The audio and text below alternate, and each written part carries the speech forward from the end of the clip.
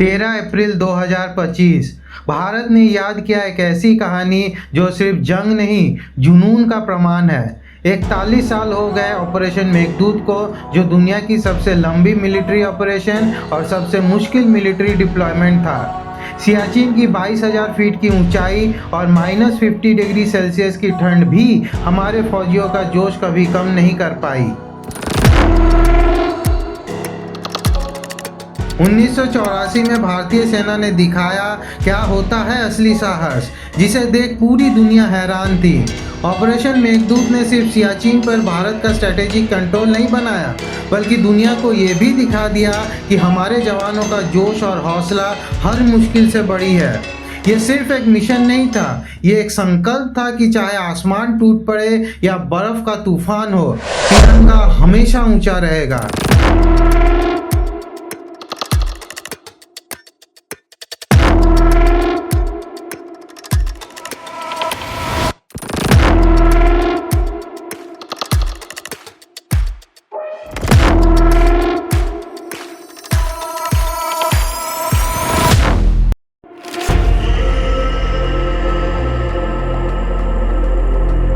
सियाचिन वो जगह जहां सिर्फ दुश्मन से नहीं कुदरत से भी जंग लड़नी पड़ती है। ये वो बैटलफील्ड है जहां पाकिस्तान के साजिशों को रोका गया, उन बर्फ से ढके पहाड़ों पर जहां इंसान का जिंदा रहना ही एक चमत्कार है। सियाचिन तक पहुंच पाना मुश्किल है और जिंदा रहना उससे भी ज़्यादा कठिन। -50 डिग्री सेल्सियस की ठंड, हवा में ऑक्सीजन की कमी और हर कदम पर मौत का खौफ, कभी एवालांचे, कभी फ्रॉस्ट बाइट, कभी ऑल्टीट्यूड सिकनेस। लेकिन फिर भी हमारे जवान वहाँ मोर्चे पर खड़े हैं, सीना तान कर, जिनकी नज़र एक पल के लिए भी नहीं झुकती। सियाचिन सिर्फ एक स्ट्रैटेजिक लोकेशन नहीं है, ये एक जिंदा मिसाल है इंसानी हिम्मत का, डिटर्मिनेशन का। वहाँ पोस्टेड हर सिपाही का कार्यकाल वैसे तो 3 महीने का होता है, लेकिन हर दिन लगता है जैसे एक पूरी जिंदगी हो। दिन और रात का अंतर मुश्किल से महसूस होता है, मगर ड्यूटी का एहसास कभी कम नहीं होता। हमारे सैनिकों का मोटो सब कुछ कह जाता है, quartered in snow, silent to remain, when the clarion calls they shall rise and march again।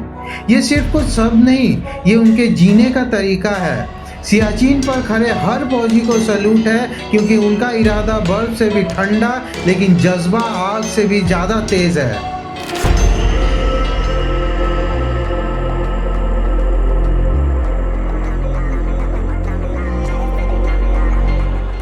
Siachen glacier एक ऐसी जगह है जिसका महत्व सिर्फ जियोग्राफी तक सीमित नहीं है, ये स्ट्रैटेजिकली भी भारत के लिए बेहद इम्पॉर्टेंट है। काराकोरम रेंज में बसा हुआ इस ग्लेशियर का इम्पोर्टेंस 2 बातों से पता चलता है। पहले तो ये कि गिलगिट बल्टिस्तान से लेकर लद्दाख तक के हर एक क्रिटिकल पासेस का एक शानदार व्यू मिलता है, और दूसरी बात ये कि सियाचिन पीओके के सक्सगम वैली के ऊपर नज़र रखने में मदद करता है, ताकि काराकोरम रेंज की ओर से घुसपैठ को रोका जा सके। ये वही सक्सगम वैली है जिसे पाकिस्तान ने गलत तरीके से चाइना को दे दिया।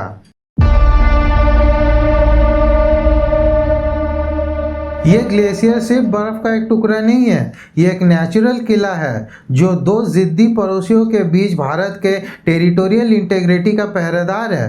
नॉर्थ लद्दाख में भारत का जो स्ट्रेटेजिक अपर हैंड है वो यहीं से मिलता है। 1984 में जब ऑपरेशन मेघदूत लॉन्च हुआ, तब दुनिया ने पहली बार देखा सियाचिन का असली महत्व, और आज 41 साल बाद भी ये इम्पोर्टेंस कम नहीं हुआ है, बल्कि और भी बढ़ गया है। आज हिमालय की हवाओं में गूंजती है रफेल, शान से उड़ता है SU-30 MKI, Apache attack helicopters, Chinook heavy lifters, C-130J super Hercules, और अब हमारा अपना लाइट वेट कम्बैट हेलीकॉप्टर प्रचंड। ये सभी तैयार हैं सियाचिन में भारत का दम दिखाने के लिए। ये कोई आम बैटलफील्ड नहीं है, ये है भारत का हाई ऑल्टीट्यूड पहरेदार, जहाँ से पूरी दुनिया को दिखाई देता है हम न सिर्फ तैयार हैं, बल्कि कभी झुकते नहीं।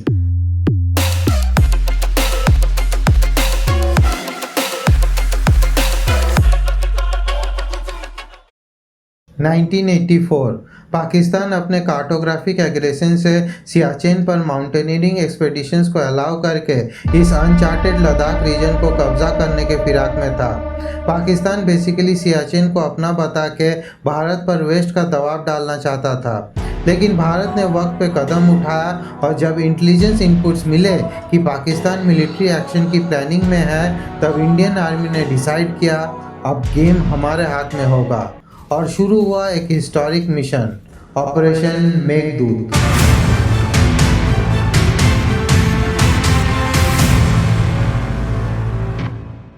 ये कोई आम ऑपरेशन नहीं था, ये भारत के द्वारा किया गया एक प्रीएम्प्टिव मिलिट्री स्ट्राइक था।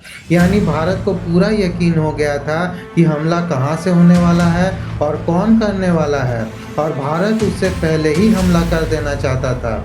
बेसिकली ये एक बोल्ड मूव था जो दिखाता है कि जब बात देश की रक्षा की हो तो हम एक कदम आगे रहते हैं। 14,000 से लेकर 22,000 फीट तक की ऊंचाई, भयंकर सर्दी और तूफानी हवाएं चीरते हुए इंडियन आर्मी ने 2 क्रिटिकल पासेस सिक्योर किए, जैसे बिलाफोंडला और सियाला। ये ऐसे चेक पॉइंट्स हैं जिनके कंट्रोल ने भारत को एक स्ट्रैटेजिक मास्टर स्ट्रोक दे दिया और दुश्मन सिर्फ देखता रह गया।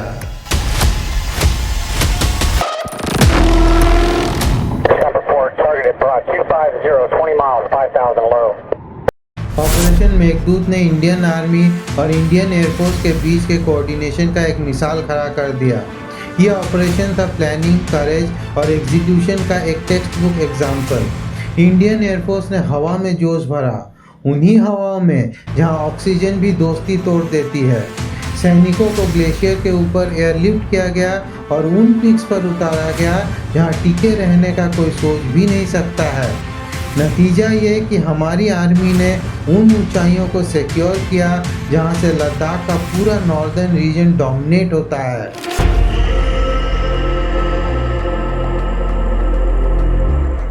AN-12s, AN-32s, IL-76 जैसे टैक्टिकल एयरलिफ्टर्स ने लॉजिस्टिक्स का बैकबोन संभाला। सप्लाईज और ट्रूप्स को हाई ऑल्टीट्यूड एयरफील्ड तक पहुंचाया गया। वहां से MI-17, MI-8, चेतक और चीता हेलीकॉप्टर्स ने सैनिकों और लॉजिस्टिक्स को ग्लेशियर के उन ऊंचाइयों तक ड्रॉप किया जहां तक मैन्युफैक्चरर मैनुअल्स भी बोलते थे ये इम्पॉसिबल है।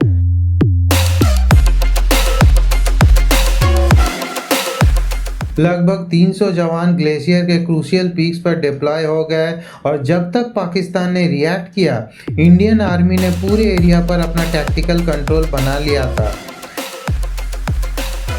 दुश्मन देखता रह गया और भारत ने हिमालय के इन ऊंचाइयों को अपना बना लिया। और ये तो सिर्फ शुरुआत थी। इंडियन एयरफोर्स का रोल सिर्फ एयरलिफ्ट तक लिमिटेड नहीं था, उसने एयर डोमिनेंस का भी धमाका किया।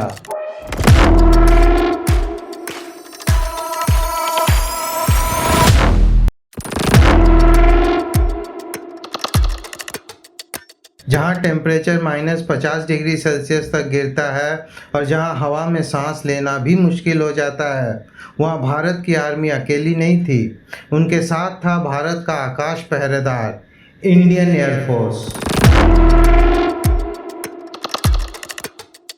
अप्रैल 1984 या ऑपरेशन मेघदूत से लेकर आज तक एयरफोर्स का योगदान सिर्फ सपोर्ट का नहीं रहा।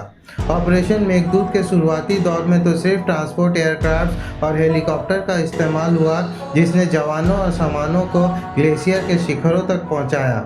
मगर समय के साथ साथ एयरफोर्स ने इससे भी एक कदम आगे जाके फाइटर ऑपरेशंस का सफ़र शुरू किया और तब आगाज़ हुआ नंबर 27 स्क्वाड्रन के हंटर जेट्स का, जो सितंबर 1984 में ले के हाई ऑल्टीट्यूड रनवे से उड़ा।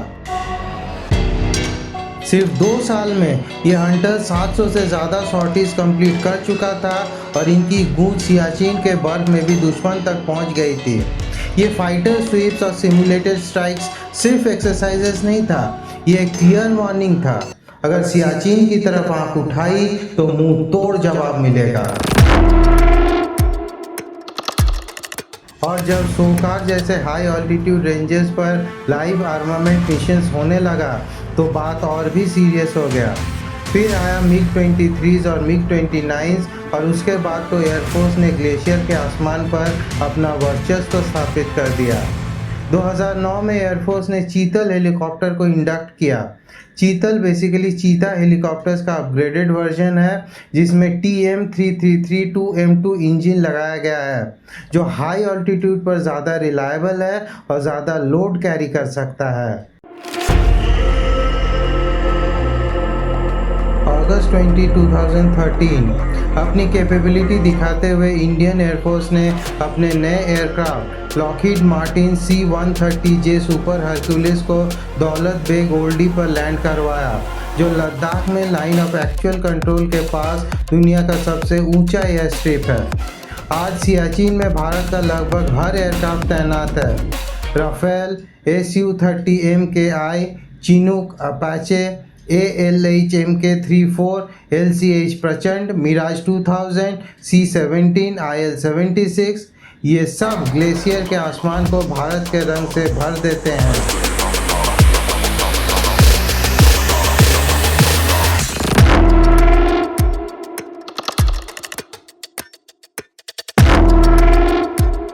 ऑपरेशन मेघदूत सिर्फ एक मिलिट्री ऑपरेशन नहीं था, ये भारत के वीर जवानों के अटूट हौसले का मिसाल बन गया। 1978 में जब चेतक हेलीकॉप्टर्स ने पहली बार सियाचिन के बर्फ से ढके पहाड़ों पर हमारे फौजियों को उतारा, तब से एक नई कहानी लिखी गई, एक कहानी जहां हर सांस भी जंग से कम नहीं थी। आज 2025 में वही कहानी नए रूप में जारी है। राफेल से लेकर चिनूक तक भारत की वायुसेना ने दिखाया है कि देश की रक्षा के लिए हम आसमान भी झुका सकते हैं।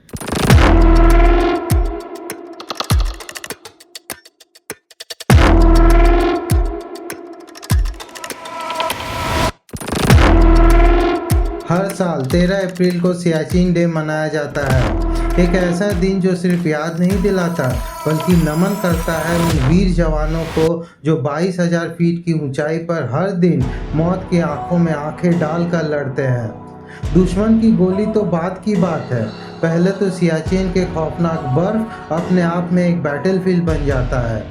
ऑक्सीजन की कमी, -50 डिग्री सेल्सियस की सर्दी और कभी भी अचानक आ जाने वाली एक एवलांचे हर कदम पर एक नई जंग खड़ी कर देती है। यहाँ हर सिपाही सिर्फ 3 महीने के लिए तैनात होता है क्योंकि इससे ज़्यादा अगर कोई इंसान वहाँ रह जाए तो शरीर और दिमाग दोनों साथ छोड़ देता है। एक तरफ तो सियाचिन के जवान बर्फ की चादर में लिपटे हुए दुश्मन का सामना करते हैं तो दूसरी तरफ आसमान में भारत का एयरफोर्स दुश्मन की हर चाल को मात देता है। आर्मी और एयरफोर्स का ये डेडली कॉम्बिनेशन जब एक साथ कदम बढ़ाते हैं तो दुश्मन के रगों में दौड़ता खून भी बर्फ की तरह जम जाता है।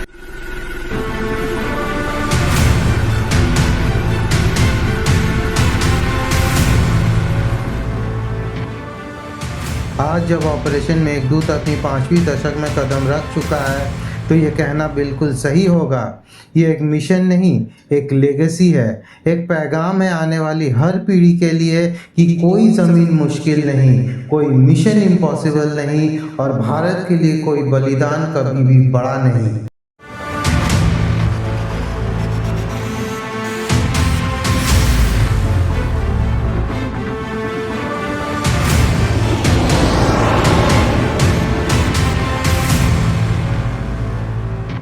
ऑपरेशन मेघदूत एक स्ट्रैटेजी तो था लेकिन उससे भी बड़ा एक जुनून था। जुनून अपनी मिट्टी के लिए, अपने झंडे के लिए, जहां हर फौजी का संकल्प बर्फ में भी आग की तरह जलता है जो दुश्मन की हिम्मत को पिघला देता है। ये जुनून ही तो है जो कभी पीछे नहीं हटता। हर पल हर सिपाही की आंखें दुश्मन पर होती हैं और दिल सिर्फ भारत के लिए धड़कता है। यही जज्बा हमें मजबूर कर देता है ये कहने को, तुम हो तो भारत सुरक्षित है। जय हिंद, भारत माता की जय।